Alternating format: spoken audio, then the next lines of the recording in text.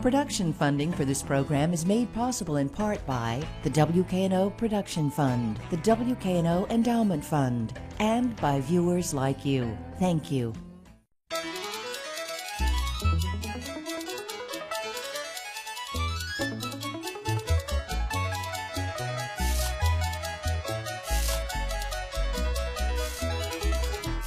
Hi, I'm Chris Davis, regularly with the Memphis Flyer, but today on WKNO for a conversation with poet, author, screenwriter, bookstore owner, Corey Messler.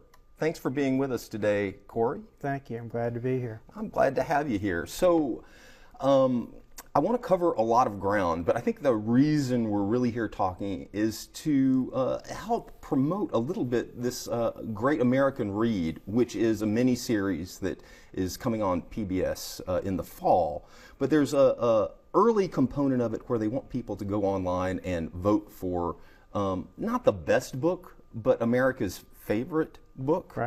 Right? And you go to pbs.org and you can vote once a week. And so I want you to be thinking throughout the course of our conversation a little bit about your favorite books and maybe books that have changed your life, because I want to come back at the end and talk a little bit about that. But right now, let's talk about you, the store, and making movies. So Burks has been around since like right after the Civil War. 1875. 1875. That's a pretty good run. That's a pretty good run. I think we're the second oldest in the country. I think the Moravian bookstore up in New England is the oldest. So it's the second oldest in the country, so it's definitely the oldest in the city. Oh yeah. Yeah. It was run by the Burks family for 3 generations, and my wife and I bought it in 2000. The third owners after the Burks sold it. And so you bought it in 2000, and it stayed on Poplar Avenue until it almost died. And Jimmy Lewis and James Raspberry said, "We found your place in Cooper Young. How would you like a place to rent rather than a building that you own you're paying a lot of mortgage on?" And it saved the store. You know, you walk into the space right now and it feels like it's been there for 100 years. Thank you. That happened with us. My wife has great vision. She walked into this empty, cement walls, just long rectangle, and she said, "Yeah, I see it." And I said, "Okay." And once we got the shelves from the old store, the counter is the counter from the original store on Main Street. So it's 142 years old. 43 years old this year. And once we got it in there, it was like, yeah, this is Burks. Of course, the counter is what gives it that sense. It hadn't occurred to me. So that one goes back to the original store on Main Street. Yeah. There were 2 of them, we understand. One was still in the basement when the building was raised, but this one got out. Oh, and has been in every incarnation of the store. Well, that completely sells it. You know, there's the old song about you don't miss your water till the well runs dry, and I think we've all become a little too familiar with like seeing posts shared around on social media of someone whose favorite bookstore or record store is going the way of the fossil. But you know, in Memphis, with this long tradition of Burks, with the rebirth of novel and other things, is Memphis a bookstore town? Memphis is not a bookstore town, but I'll tell you what's happened in the business is that the giants started dying. That model for book selling, which they used to drive out all the mom and pop stores in the country, on purpose. They would move in where the biggest selling bookstore was in a town and take their clientele away and put them out of business. It was designed that way. This is what I'm talking about, Borders and Barnes and Noble. What happened is that model started not working anymore because of online sales and e-books and stuff like that. And they were stuck with, $1 million inventories that they couldn't move. So when they collapsed and Borders literally went out of business and Barnes and Noble cut themselves, I don't know, to a third of what they were, little stores started becoming the way books are sold. And the best thing that Novel did was they kind of lowered their expectations and inventory and moved into a really nice smaller space that they could control. And they're going to make a go of it. The same thing happened in Nashville. Their Davis Kid closed, which was an enormous store. And Ann Patchett and her partner opened a smaller bookstore that just took off. So the smaller bookstore is alive again. That's the good news. I would say that's actually the great news. Yeah, it is. It really is. You know, now we have Novel and Burks, and so we're both doing well. You know, it's a happy ending, if it's an ending. Yeah, and the bookstore itself provides so much more than just a point of purchase. It's a locus for readers meeting readers. It's a sense of community, and particularly I would think that a place with the tradition that Burks has, that would be the case. Yeah, it's a cultural institution, really, if that's not overstating it. It's my belief is the book, the novel especially, is the highest achievement of man. Greater than the pyramids. I really do. I think it's the highest achievement of man as an artist. And so the passing on of books is more than a retail operation. And that's the way my wife and I treat it at Burks. I know that that as a reader, though, my habits have certainly changed. To some degree, I think the sample chapter is the greatest thing in the world. And what I wind up doing is usually, if it's a great nonfiction, I wind up going ahead and pushing purchase on my iPad, and otherwise making these great lists for going in and binge shopping of either fiction or things that are going to have a more visual or tactile element to them. Yeah. Is that uncommon? No, that's common. We battle Amazon, obviously. Yeah. Because, and sometimes customers shop our store and they'll pick up a book that looks interesting, and then they'll take their phone and check Amazon. And that's what's happened to a lot of us. But at least they're in the store. And what's lost on Amazon or buying ebooks or anything like that is browsing. Which, if browsing dies, a lot of really interesting places will die. Record stores have gone that way. I started to bring some visual aids because I wanted to bring like a stack of all of the books that I purchased at Burks, not intending Thank you, exactly. not intending to go in and buy those books, because I could bring this stack that were all like landmark books in my life. Yeah. That all came to me because somebody said, "Oh, you like this? Well, you'll like this," or "Have you been reading this?" And I think that absolutely, no 3 and 4 star reviews on Amazon really replace having that person there. Yeah, sure. Yeah. And the little bookstore also seems to attract people who really know their business. Yeah. Our customers are smart. Our customers are readers, and it keeps us on our toes. We got to be readers, and we take recommendations too. Recommendations from customers have been some of the best books I've read in the past few years. We should probably pivot a little bit and now maybe talk a little bit about you as a writer. Yeah, I've written some books. You have written some books, and I was really, I guess maybe I've heard you say something about your feelings about the novel being the highest achievement, but it was really a little bit surprising for me to hear you say that because you're also such a good poet. Oh, thank you. Yeah. There's some people who say, stick with the poetry, your poetry books. Those are your books. And I love writing poetry, and when a poem works, it's a small bit of legerdemain that that kind of gives you that feeling. And I love that, and poetry does that, and poetry sometimes is a secret door that even the poet's not aware of as he or she is writing it. But the novel, when I'm writing a novel, I'm just at my happiest. There's a line from one of your poems I like a lot, and I'll now butcher it because I don't have it written down. But it's I won't correct you because I won't remember it. Something along the lines of let there be nothing behind the curtain, but the other side of the curtain. Yeah. Yeah. I love that line, and Thank you. it sort of represents a tension between realism and metaphor, and that I just think is something you find throughout a lot of the other stuff that you write. Thank you. You're a smart reader. Oh, well, well, thank you very much. You're a reasonably smart writer. Now you can say something else nice about me. Reasonably. You added reasonably. No, the thing about the novel, to me, is when I'm in a novel, you know, it takes me a year, 2 years. One of my novels took me 3.5 years to write. And it's the long haul. It's the characters that are in your head the whole time that you can't wait to get back to. It's the discovery of what happens that you didn't know was going to happen. That's why the novel to me is. It's my favorite thing I write. How many are there now? I don't know. Is it 12? 7, 8? It's not. Is it 12? It's up around there. Oh my gosh, I'm behind. Oh, novels. No, I guess counting the ones I've written that are out there circulating, trying to find a publisher, I think it's 12. But there are 9 extant. There are 9 that you can actually buy right now. The stories on the introductory video for the Great American Read Project, there are lots of stories of, you know, the writers whose books, you know, wound up becoming classics, but they might not have ever seen that happen in their lives. People like John Kennedy Toole, Yeah, Herman I'm Melville, hoping for that. you know, all that stuff. Well,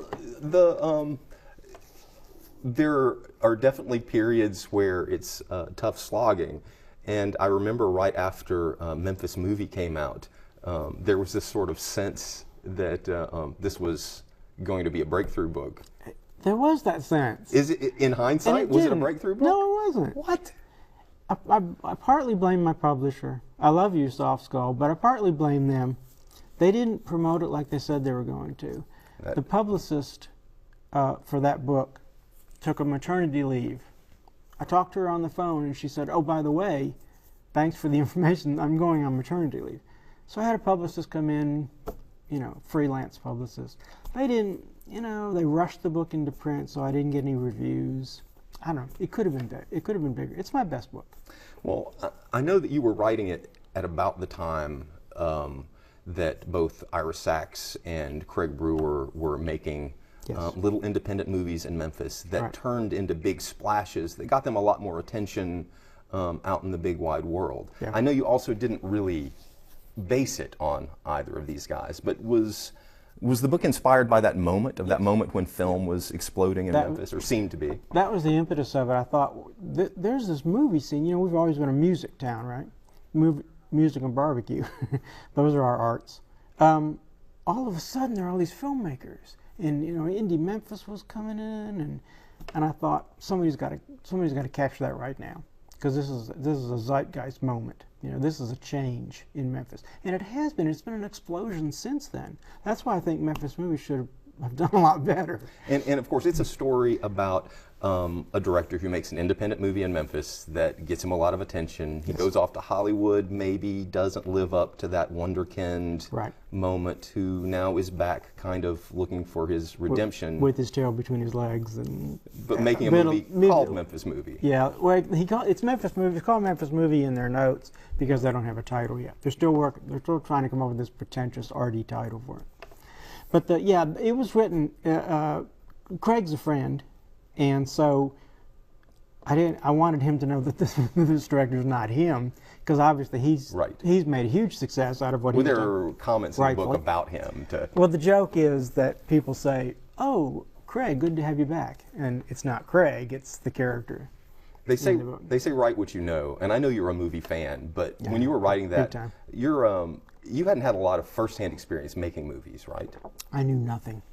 I read some books, and I read, you know, like how to make a movie. Some of those really, some of the really basic things. I understood so little of it. I really did. I didn't understand much at all. So when I'm looking for blurbs, I'll try to trim this story because I can make it really long, and because it's kind of a brag. When I was looking for blurbs, I had a friend of a friend knew Peter Coyote, the actor. I remember this. One of my favorite actors. Seriously, he was, before I ever started this. And he became a huge advocate. Huge. He got the book, and he started emailing me every day, 2 and 3 times a day. This is hilarious. He'd write lines out. Oh, I got to remember this. This is perfect. And he said, what is your father a director or something? How do you know all this? And I thought, God, do I admit to him that I just made it up? Right? And I did. I just made it up. But you're a lifelong Memphian, is that correct?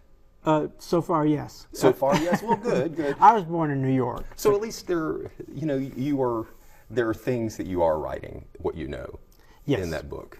I decided, I wrote a book years ago following Richard Brautigan that I based the hero in Oklahoma City. And after I did that, I thought, why did I do that? Why did I do that? I really want my books to be about Memphis. So did Memphis Movie sort of make people come to you? Did Memphis Movie play a role in you transitioning from writing poetry and books and minding a bookstore to also working on screenplays and becoming, I would say, now a regular player in the Memphis film scene? Oh, well, thank you. I'd love to feel that I am. This film stuff is all really new to me, and I love the people that I've become involved with. But Memphis Movie did play a role in it because it all started at pickleball. I won't go into what pickleball is. You got to Google it. Okay, pickleball. But we're playing pickleball. Do you Google pickleball.com? There is a pickleball.com. I probably would regret that. At pickleball, which is made up mostly of old people like me, there was a youngster there named Mateo Cervente. And he happened to be a friend of Jerry Ledbetter. And he directed We Go On. Yes. Is that right? And Jerry said, I gave your book to Mateo and he loved it. And this was when Mateo was first starting to join the group. So I said to him, I said, oh, yeah, you've read my book. And he said, yeah, I really enjoyed it. And I said, well, I've got a screenplay for you. And he said, okay, let's talk about it. And it was just that easy. Oh, so did he have the screenplay already written? I had the screenplay already. Oh, you had the screenplay already written. I write dialogue. My first novel was called Talk, and it was entirely in dialogue. So dialogue is my strength, from what my writer friends tell me, that the dialogue in my books are the best parts. So I had this book of, I don't know what it is, 13 different dialogue pieces. And I said, well, one of those could make a really great short film. And I showed those to Mateo, and he didn't like the ones I showed him very much. So I started writing this screenplay, a full-length screenplay. And believe me, I had no idea what I was doing.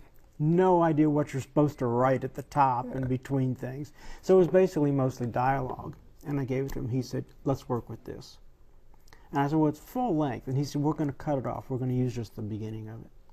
Well, he brought together a fantastic cast. He built it around two of my favorite local actors, Bill Baker and Curtis See. They made it. And it won the Memphis Film Prize, which is a $10,000 event. It did. It's a nice thing. Curtis and Bill were just amazing. To hear my words come out of their mouths was a thrill that every writer should feel.